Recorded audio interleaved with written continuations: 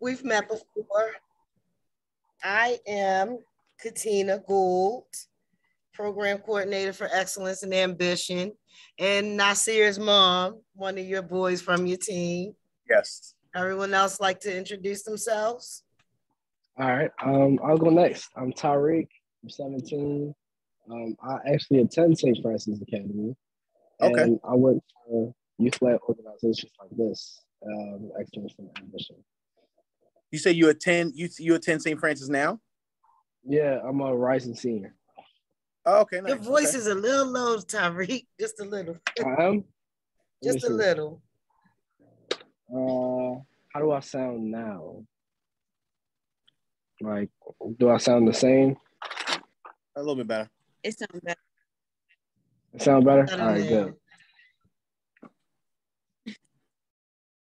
Okay, I'll go next. Hello, my name is Yamaudi. I go to Towson. I'm the EP instructor, and I also run the Sister Circle mentoring program we have as well. Nice to meet you. Nice to meet you as well. Do I need to introduce myself still, or? Yeah. Oh yes. Yeah. Okay. Good. It'll be good. Yeah. So my name is Michael Niles. I am the varsity baseball coach here at St. Francis. I have been coaching. I never had to put a number to it. Probably about 18 years. Okay. Yeah. So. That's impressive. Wow, that was actually gonna be one. Yeah, that was one of the questions we had for you. All right, cool. Yeah, I didn't expect that. Okay. But I'll start you off with the first question. And that's just, what made you decide to be a coach? Like, what pushed you to pursue that as a career? That's a good question, man. One, I've always loved, kids, being around kids. My mom had a child care when we were younger. My family's, we have a large family, so I've always been around, children. Every job I've had before I was, self-employed has always been dealing with kids. My parents are ministers, so everything we've done for the majority of our lives have always been, some type of service with adolescents. And, we do a lot of things from the heart. And I started to catch on to a lot of things that parents, need assistance with when it comes to, molding a child, So it kind of got to a point where it's like, well, how can I, be a part of that, child raising process, but kind of stay in my lane to do what I know, that I can do, versus saying, let me show a kid how to, tie a tie, or let me show a kid how to find a suit and things like that. I know about it, but I'm not super seasoned in it. Baseball, I've been in baseball my whole life.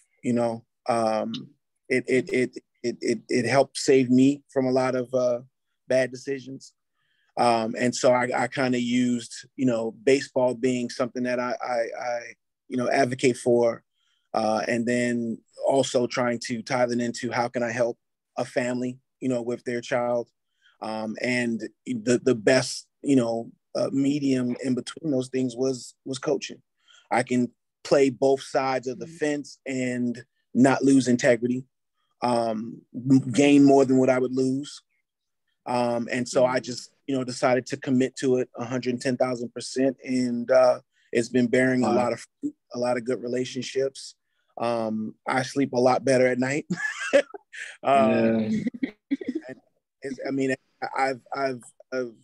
It's just been it's blessing after, but I can't even tell you how many blessings have come from the decisions I made to help these kids, And baseball is just the platform, So once I realized that it's not about your subject of interest with that kid, it's about how much influence you have with that kid, I was 100% sold that this is where I need to be. That's a great answer. Oh my gosh. That's Yeah. a great answer.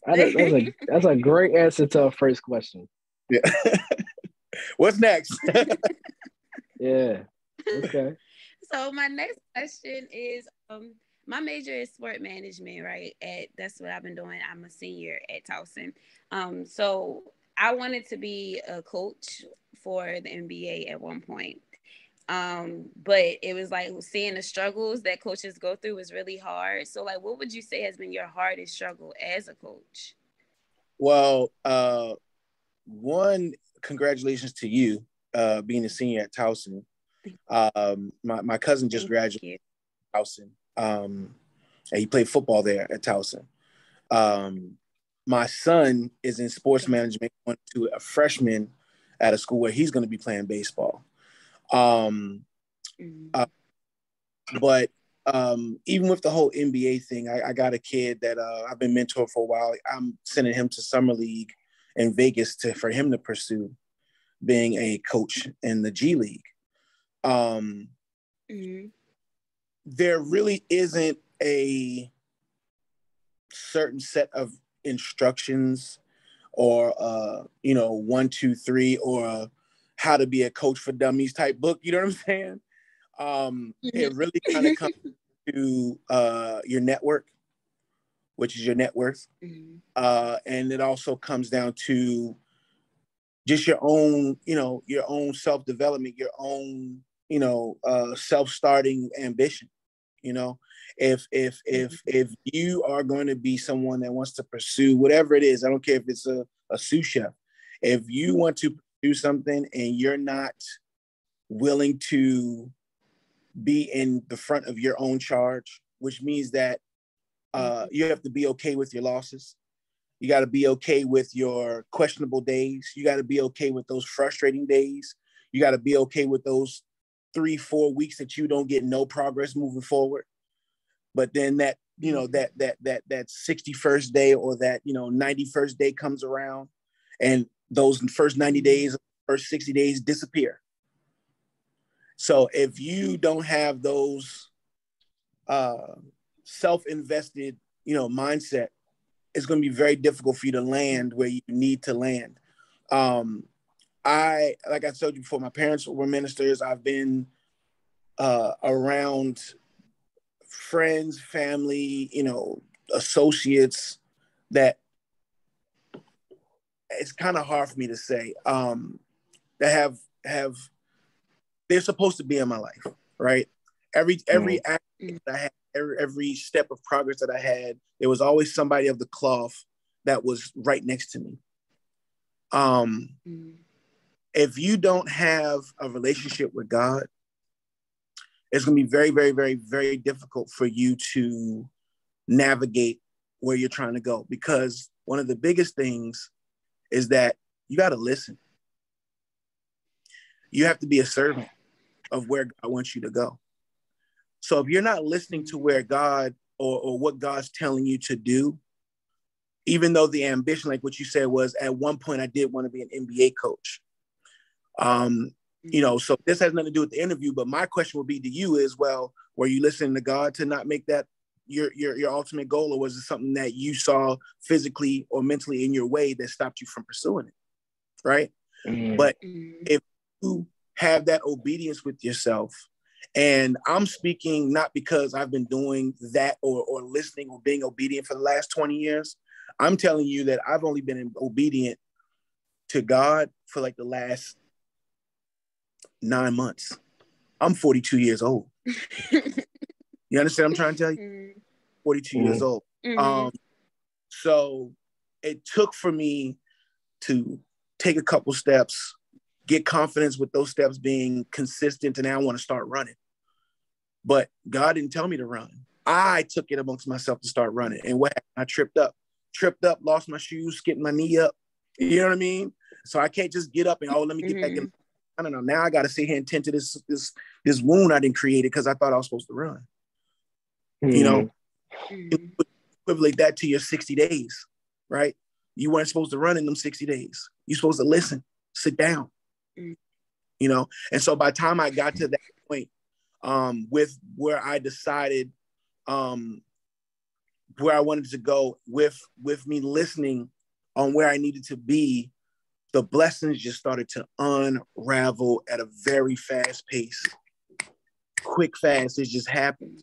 So I can't really tell you what I did to get to a certain point, right? As far as me being someone that wants to pursue coaching or helping kids get into school or blah, blah, blah, blah, blah, blah, blah. What I will tell you is that I gave God 100% obedience and I listened. Whatever you're going to do, you got to make sure you put him first. If you don't put him first, you can't expect for your blessings to flow the expecting way that you want them to go. You know what I mean? So that would be that would definitely, like, even with, like I said, my little cousin with the Towson, God-fearing young man. He's 23 years old, super mature. I've never met a kid like him ever before in my life, right? But he is super obedient to God. He went from copping, broke all the records in defense on copping. I said, at the time, I was managing professional athletes at the time. I was in the NFL. And I said, listen, I need for you to get into a bigger school so I can get you into the draft. Cuz I don't know if I could do this. I don't know if I could do that. And blah, blah, blah, blah, blah, blah, blah. I mean, every excuse in the world why he should not take that step. I said, call me in 3 days. Think about it for 3 days. We ain't even gonna talk about it. Think about it for 3 days and you let me know what your honest opinion is about what you want to do. And the obedient kid that I know him to be to his God, after those 3 days, coach, because he listened, you know what? You know, I prayed for it, I'm ready to go. Transferred. Gets transferred to Towson. He's never been a part of a D1 program. He didn't know about being on time. And being on time doesn't mean when he say be there by 7 o'clock, be there. No, you're late. So he had to learn that. He had to learn management, his schedule, So he lost the opportunity to play. And then he had to gain it back because he wasn't humble anymore. He wasn't listening. He thought I made it. So again, this small, slow walk that he took at Coppin that got him those accolades, he gets to Towson, now he wants to start running. You know, it's not time to run. So he up, them blessings started to fall. You know, they weren't coming anymore. So he had to recalibrate. And once he did that, what happened? He got a call up randomly. Hey, you still looking to play football? Blah, blah, blah. Yes, coach. Be here February 11th. His whole senior year, right? So he played senior day. He didn't get no other playing time. But it wasn't about him getting on that field. It was about him being obedient to the person that put him there. So I'm telling you all this to let you know that kid did not play, but besides his senior day, he graduated on time. 7 days after his graduation, he got offered the head football coach at Coppin. 7 days after he graduated. The whole time we talked about it, we interviewed with NFL teams and scouts and for combine workouts. And every time he spoke to those coaches, he said, I just want to use my professional athlete platform to let people know about God. So 7 days after he graduated, he gets this job offer at Coppin. And I said, he's like, I still want to play football, blah, blah, blah, blah, blah. I said, but the one thing that you said and you told everybody was that you wanted to pass that message on to God, about God to these kids and the people that follow you and the people you have influence on. You don't think that you got a bigger platform to being a head coach of a school? I mean, that's huge. You got what you asked for. Yes, it is. You got what you asked for, right? So are you going to be selfish with yourself, you know, and say, oh, well, this is not really where I want to go? Or are you going to realize that he gave you a huge platform that you still don't know where it's going to take you? You get what I'm saying? And so I'm just giving you a real end time, you know, example of what that obedience looks like, you know? So I wouldn't ever want you guys to think that, you know, picking somebody's brain is going to give you what you need. It's going to help you a small portion of a step that you need to make through that navigation. But the foundational pegs that you need, put him first, be obedient, listen, right? And complete the assignment. And it's funny that it's good that you say that, because there was one of the questions where I was going to ask, what are like the key the key things, the key lessons that you would like to instill in the youth that you're a part of. But we'll get to that. We'll get to that. I'm glad that you said that, because like it's something that we're definitely going to come back to. Okay. And I love that you talked about God, you talked about your beliefs in God, and you likely are instilling these beliefs into the youth that you engage with. And I feel like that leaves it to be that you're perfectly placed at St. Francis, you know, being a private school, instilling these same ideas, these same ideologies in the school. So yes. I find it like, it seems like you're at home, you have the Panther sign on your wall. I am like, yeah, it's really good to see. I said, this is home. I'm going to be here for the next 20, 30 years. I'm not going nowhere. You already put 18, so I know you can do another 18. Yeah. And I'm not going anywhere. All right, so Madi gave her questions. I'm going to segue into mine. And my first question is, how do you view the youth in the community? And how has your job as a coach, in your opinion, feel your job as a coach impacted your view of the youth? That's what I feel about the youth in my community. First of all, I got a huge heart, bro. I love everybody. I love everybody, especially the kids. If I could give the shirt off my back, I would, and not even worry about if there's another shirt for me to put on, right? Because I know who I know who my provider is. I think that. Well, let me give you two answers to that question. You know, again, I never pay attention to what a kid looks like, how he talks, what he wears, how he carries himself in conversation. I always pay attention to the heart. And usually you could pay attention to the heart through body language, eye contact. And I pay attention to that a lot. You know, patterns, you know, how they socialize. I think that just with any generation of kid, there's always going to be some society influence. There's going to be circle influence, depending on which circle you decide to be part of. But I charge all of that to the ignorance of youth. It's just not enough you know about life for you to kind of determine what to be a part of, what not to be a part of. So that kind of goes into the second part of that conversation. You know, my goal has always been to show kids influence through unconditional love.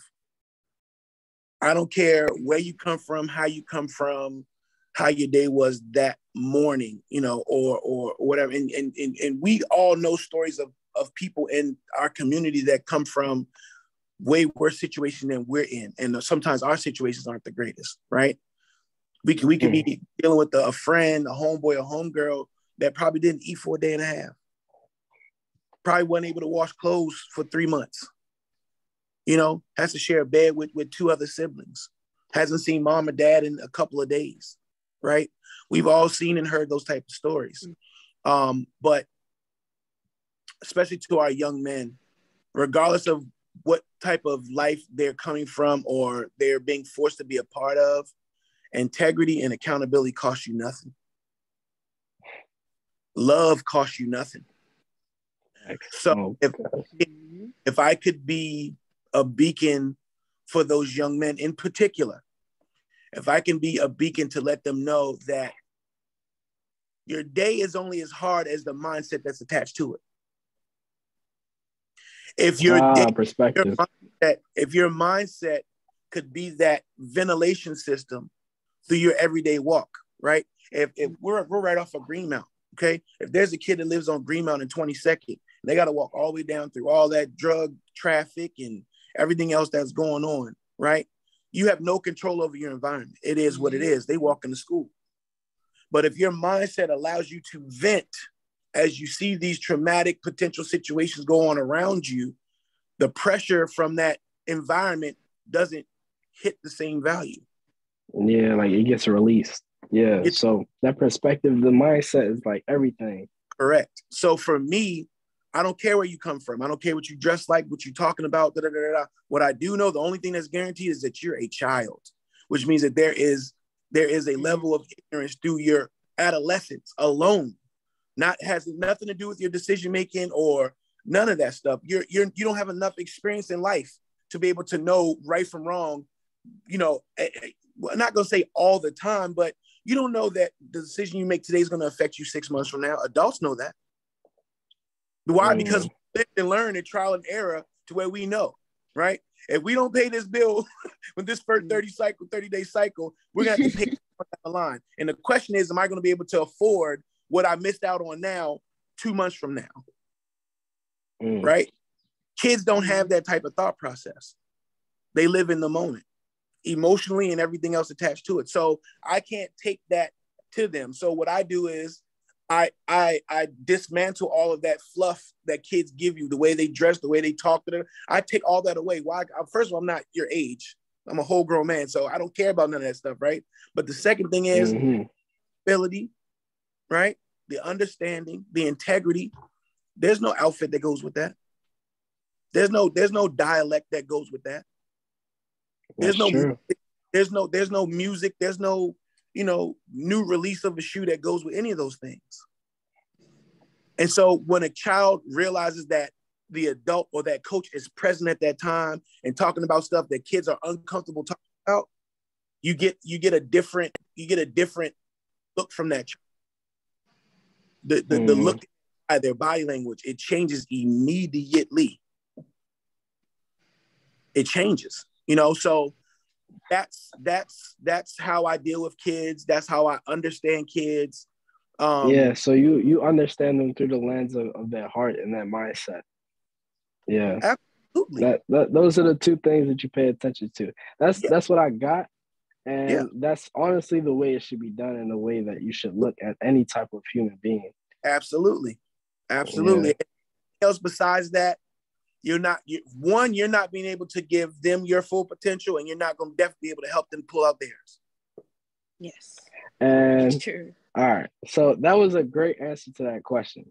And I know that you do great work with the kids that you have available. And, with St. Francis being a private school, it is a little more like private for the school.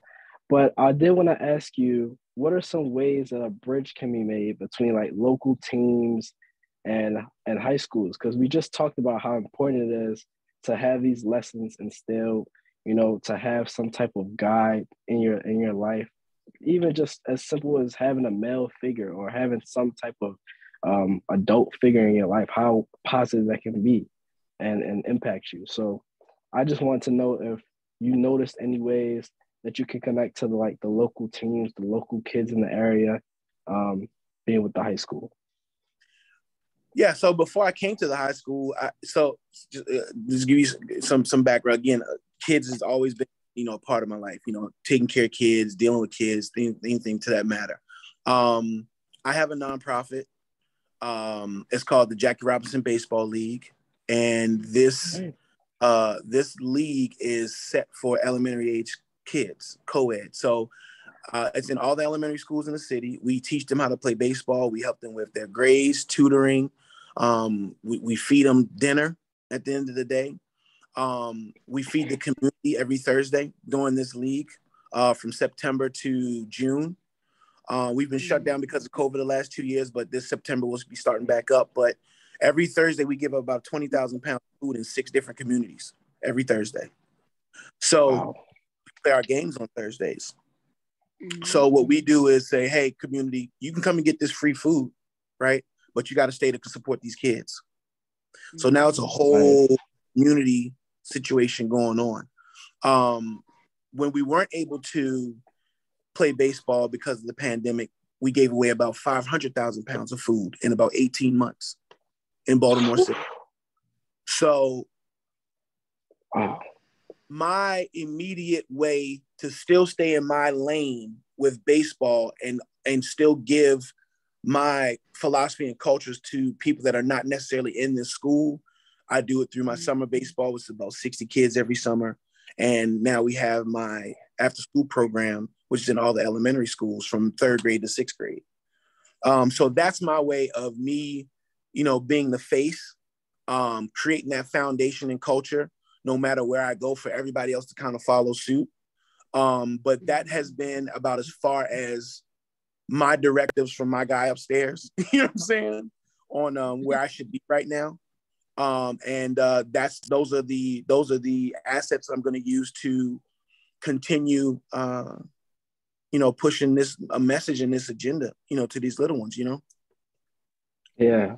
I love how I'm you sorry, use. Tyric. I don't mean to interrupt you, but I just had to say this one thing, Coach Niles. I had no idea you were the hidden gem that you are. I am immensely impressed. Real. You are a hidden gem, and I think it is so admirable, and I appreciate hearing all this goodness. So I hope you know that this is not our last hurrah. I'm definitely going to be locking in, and I would love to do some networking and more engagement, especially with supporting that league, because I come from a family of baseball.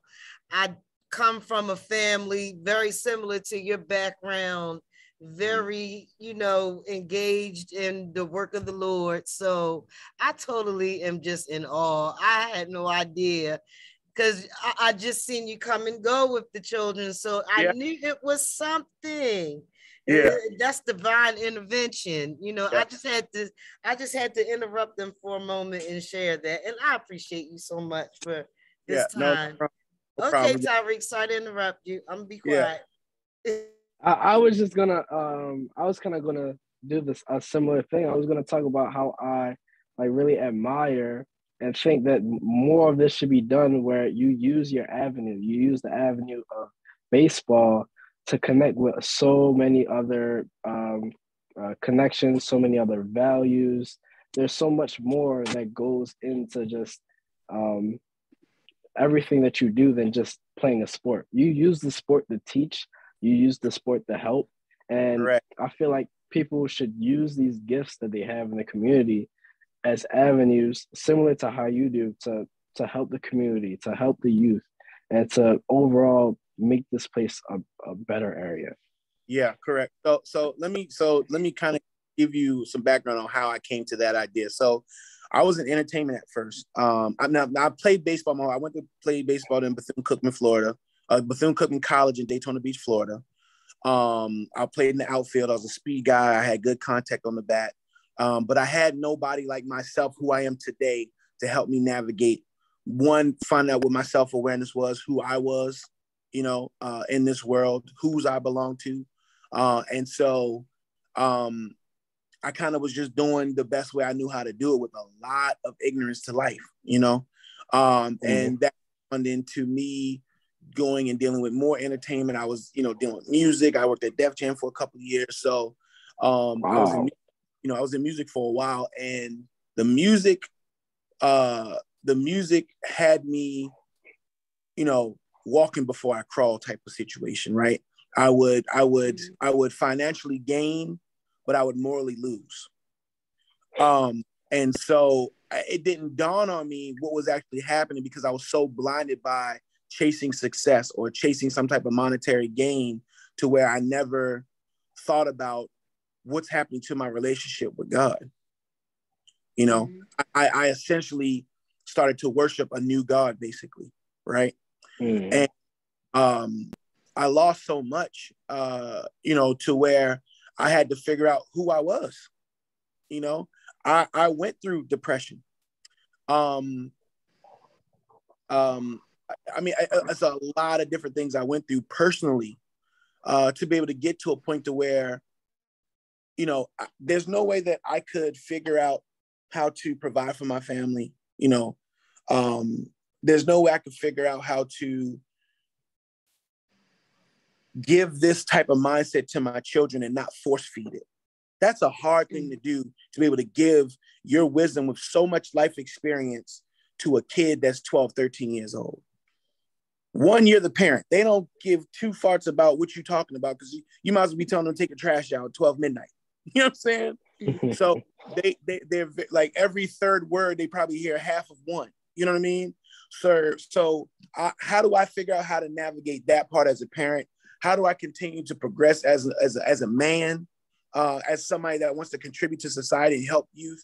How do I balance all these different things? So I took the fast moving industry of entertainment, my contacts, my friends that I've, built in those relationships. And all I did was funnel it all to baseball. I funneled everything to baseball, the business side of it, the contacts, the consistency, the strategy of it. I just put all that stuff into baseball. And the other thing I realized is that people don't turn kids down. Whatever you need for a child, hey, this kid is, he ran out of deodorant. Can somebody please, everybody's open to helping a child out, Oh yeah. So it's like, well, Mike, if you got this huge network, if you know these people and you know these stars and these celebrities and blah, blah, blah, blah, if you know all these different people and all you're trying to do is help a kid figure himself out through baseball, just ask, you know what I mean? And to this day, I lie to you not, to this day, since I've been doing everything for baseball, whatever I need, I've never heard no yet.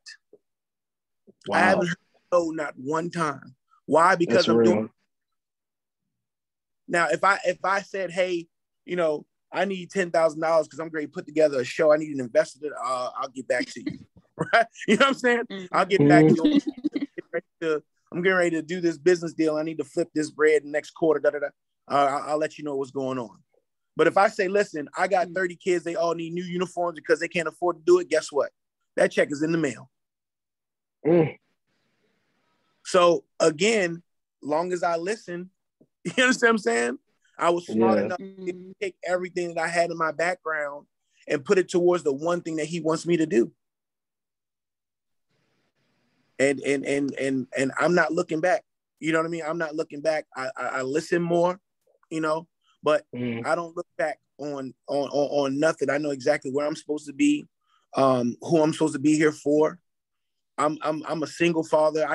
My kids live with me, dude. So just imagine what it looks like for me to have to be dad at one point, leave home, and be, sometimes even a surrogate parent. You know what I'm saying? Like sometimes I have to play that role. I might get a phone call. My mom called me one time with a counselor from a school out in Rosedale, Shady Springs Elementary, I believe it was. My mom calls me and says, hey, I got a counselor on the line. She's crying because there's a family that she's been dealing with for the last 2 years. Mom lost her job. She lost her food stamps card. The kids have no food. She has 5 kids, and they're going to have to go to like 3 different places to go get food, and she don't have no I mean, it was just... So I said, Mom, put her on the phone. She gets on the line, bawling, crying. These are not even her kids. Bawling, crying. I don't know what to do for them. Usually I can help them out. This, that, and the third. They don't have no summer clothes, blah, blah, blah, blah, blah, blah, blah. Where do they live? What's their ages? What size they wear? Is there any allergies in the house? That's all I needed to know. Within 90 minutes, I had 4 people meet me at that school to drop off whatever them kids needed. So that's what I'm saying. I put everything that I know, all of my network, into baseball as a platform to be able to help anybody in our community at any given moment. We need that. We don't need all that other stuff. You know what I'm saying? So for me to stay connected to kids, I can touch them. That's what baseball does for me. I can touch the babies. You know what I'm saying? But it's a platform to help. It's a platform to serve. Yeah, like Marty said, it takes a village. We've been saying that. Yeah, it takes a village. It takes a community. Absolutely, man. And I hope that you guys are really, really, really, really absorbing. I'm doing a little bit more talk because I want you guys to understand that, it's a difference between talking and living it. Huge difference. And I want you to know that there are people like you, not only seeking information, not only seeking how to be in the world, but there's people out there that's willing to give you the information. You understand? Wisdom plays a huge role in what's going on. We can't take none of this information to the grave. It don't benefit nobody. I had to tell my girls the other day, we had a huge conversation just about self-awareness and things like that. And the one thing that I told them was, I talk a lot, and they're like, Dad, you talk a lot. I said, but do you understand why I talk? No, we don't understand. I said, because the tongue is the most valuable muscle on the body. Mm-hmm. Yeah, the brain definitely does its part, but the tongue, you can have a whole conversation with yourself and about other people and never speak a word from the mind. But the tongue is the most valuable thing because it's verbal. You can destroy and build from that muscle. So for me to be able to talk with the most powerful muscle on my body and to pour into people, if we could be on here for the next 3 minutes or 3 hours, guess what? I'm gonna be talking for 2 hours and 53 minutes.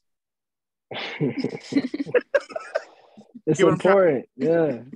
Communication. You made so many powerful statements that I don't have enough paper on my desk to write them down. But the last one was speaking to me. The power of the tongue can destroy or build. Yes. That is the most powerful. That is one of the most powerful statements I've heard today. I thank you for that.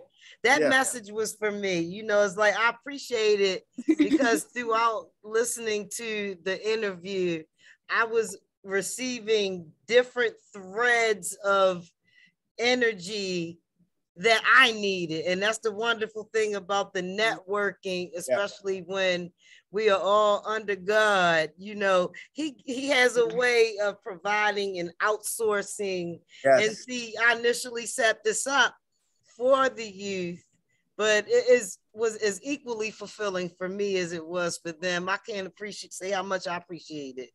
Yeah, no, for sure, man. I appreciate you guys. I mean, for one, to think about me, about all these other people, like I was open to it. I don't advertise or tell, you know, I just stick to what I know. I stick to, you know, what I know to do, and I kind of just keep my head down. So I would love to, you know, be able to speak more about it, but I've had to tell my dad, because my dad's like, man, you need to start speaking, and I was like, absolutely, Pop. I already got you on my list of things. I'm telling you, this is not the last time you're gonna hear from me. So, but it's hard for me because I'm in the mix. I'm always in the tornado, so I can never get to appreciate what comes after that tornado. You know what I mean? Usually it's very, very good weather. You are an excellent speaker. Oh, appreciate it. Excellent I appreciate it. Speaker. I never get the chance to, you know, absorb it. So well, we have avenues. I appreciate it as a sport management major. You definitely have opened my eyes more, because we're always taught that like our major is kind of open. So, you know, there's plenty of things that we could go do with it. And I love basketball, but after I went to KU for my freshman year, and I was like, okay, the league is a little bit something. That's why I questioned becoming a coach and looked more into sports psychology. So hearing that you use baseball to do more for the community, it lets me know that I'm okay with deciding to go and do that route, working on men's mental health. That's what I really want to focus on. Yeah. Athletes, so. And you never know, it could still circle back. You never know. You know, there's always more than one way to skin a cat, man. Like same thing, like I told you, my little cousin, pro football, he's been talking about pro for 6 years. 6 years, that's all that boy talked about, you know, and it wasn't what God wanted him to do. But he's 23. That doesn't mean that he can't still not do it. You got to take your own path. You know, God got to use you the way he need to use you. You know, my dream job was always to be a Major League Baseball scout. I want to be that person to go and find a kid, navigate him through the process, and go into the stadium and watch him play. I knew about that kid before anybody else knew about that kid. You know, and I'm letting you know that to let you know that I lost vision on that dream years ago. You know, only because life, you know, not listening, you know, chasing money, I'm regrounded. You know, I'm where I am. Guess what? That opportunity has circled its way back around. I wasn't looking for it. You understand what I'm saying? I wasn't looking for it, but it circled back around. One other thing I want to tell you guys, I don't really know how much time we have on here, but one other thing I want to tell you guys, time plays a huge role in everything that we do, right? Oh, yeah. And I was talking to a really good friend of mine, and she said, you know, Mike, regardless if you pursue your dream or procrastinate on your dream, the time still moves forward. Time's still moving. Yep. Time is our most limited resource. limited resource. And I don't think people really understand how limited of a resource that thing is. And we all struggle with it, you know? Yeah. But mindset wise, if we can keep those type of statements, just like the tongue being the strongest muscle, right? If we can keep those type of statements in the front of our mind, it will help us recalibrate our focus, because we're human. Things happen, right? Gas prices go up. You know what I'm saying? Like, you never know. Like, things go on where we could be super focused, but that one thing we're not in control of, or those couple of things we're not in control of, can distort or distract, you know? So it has to be up to us to be able to keep those things in the forefront of our mind, to make sure that we stay on the path of where we're supposed to be, not where we're supposed to go. Because if you're always listening, you really don't have the end, you know, the finish line in your view. You know, don't pay attention to the finish line. You're not responsible for the finish line. He's responsible for the finish line. You're responsible for the race. So keep that in the front of your head, to know that you always got to recalibrate yourself. You know, you always got to be on top of those things, to have understanding, to know that life is going to be life, but my mindset, my focus is going to be mine. That belongs to me. That I can't control that, you know? That just has to be persistent. Your focus has to be persistent. Yes. And like, I feel like I can speak for every one of us, like, who has been a part of this interview. Me being someone who can look to what you're speaking about as if I'm a player, or if I want to help with your nonprofit. Madi being someone who was an aspiring coach. Miss Tina being someone who is a fellow adult. We all have three different perspectives, and we've all learned something and have found something to pay attention to, as like in this realm that I'm pretty sure we weren't paying attention to before this. And I just wanted to thank and show my gratitude for this time that you're giving us, because we're going to use our platform to spread this and to build awareness about things like this, because it's missing in our community. But as we see, it's still here, and it needs to be even more present. Yes, for sure. I really appreciate you guys' time. I'm glad that you moved this back to Friday. Wednesday, and I was not going to be able to be available, so I'm so glad you moved it back. I'm so glad to see that divine intervention. And it happened in time. My children are about to be dismissed, so unfortunately, I have to depart. Yeah, okay. I have one question.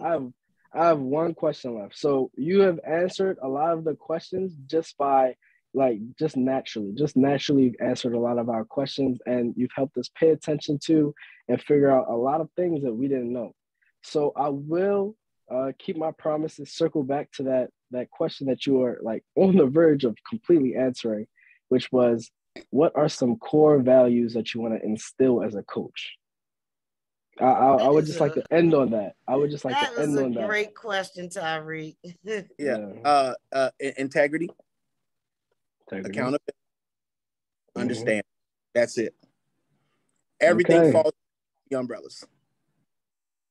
That's what things right there. That's what I see you saying to us, and you saying to the audience that will experience this video, that if you want to be a coach and you at least want to live up to Mr. Michael Niles, those are the three things that you have to instill when engaging with the youth. Yes, for sure. You have a great weekend, and be certain that we will be in touch. I would like to get some address information, because I would like to send you a thank you gift for your time. So when you have some spare time, if you could please send it to me, you could text it to me. I don't know if you still have my email address, but I would really love to send you a thank you gift. Thank you so much. And Madi, I want to talk to you some more about that coaching thing. I think I can help you out with that. Nice. You see that? You see how that I works? really appreciate it. I appreciate you. I really Thanks, guys. So much. All right, you guys have a good evening. Have a good weekend. Good job, guys. We'll be in touch. All right. All right.